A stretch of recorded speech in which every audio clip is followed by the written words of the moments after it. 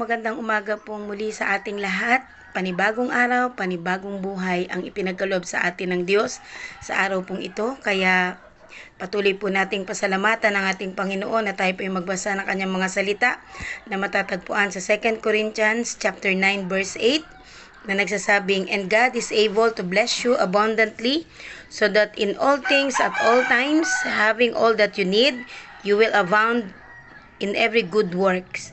Sa Tagalog po, ang sabi po ng salita ng Panginoon, at ang Diyos ay may kakayahang magbigay sa inyo ng lahat ng pagpapala upang sa lahat ng bagay, sa lahat ng pagkakataon ay magkaroon kayo ng lahat ng inyong pangailangan at maging sagana sa bawat mabuting gawa. Pinagpala na po ang salita ng Panginoon ngayong umaga. Tinuturo po ng talatang ito na ang Diyos ay may kakayahang magbigay ng masaganang pagpapala sa ating lahat upang matugunan ang lahat ng ating pangailangan at magtaglay tayo ng kasaganaan upang magsagawa ng mabuting gawa para sa iba. Ito po ay isa sa pangako ng Diyos na maaari nating panghawakan na ang provision ng Panginoon ay laging nakalaan para sa mga lingkod ng Diyos na nagtitiwala sa Panginoon. Kung kaya anuman yung sitwasyon, anuman ang panahon, anuman ang pagdaanan, anuman ang mga pangailangan, kapag tayo nagtiwala sa Panginoon, ang sabi po ng Biblia, God is able to bless us abundantly. May kakayanan ang Panginoon. May kakayahan siyang magbigay sa ating lahat ng pagpapala upang sa lahat ng bagay at sa lahat ng pagkakataon ay magkaroon tayong lahat ng ating mga pangailangan.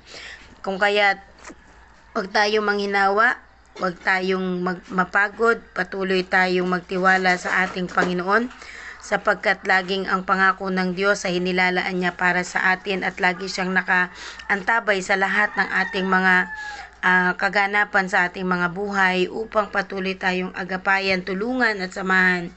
Ang kailangan lang po sa ating lahat ay patuloy po na manangan sa kapangyarihan ng ating Panginoon na siya yung Diyos na may magagawa at tayo bilang mga lingkod niya, patuloy lamang po tayong gumalaw sa kung ano yung plano ng Diyos sa ating mga buhay. Lalo tigit sa maghapong ito, samahan tayo ng Panginoon.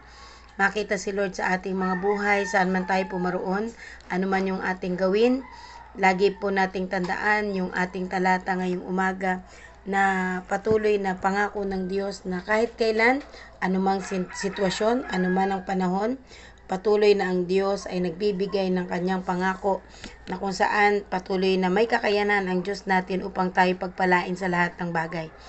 2 Corinthians chapter 9 verse 8. Kaya patuloy ka lang na magpasalamat sa Panginoon, gawin ang nararapat, patuloy na tuntungan ang mga salita ng Panginoon at anuman yung ating pinagdadaanan sa ngayon, daanan lang natin at itiwala natin sa Panginoon ang lahat ng bagay.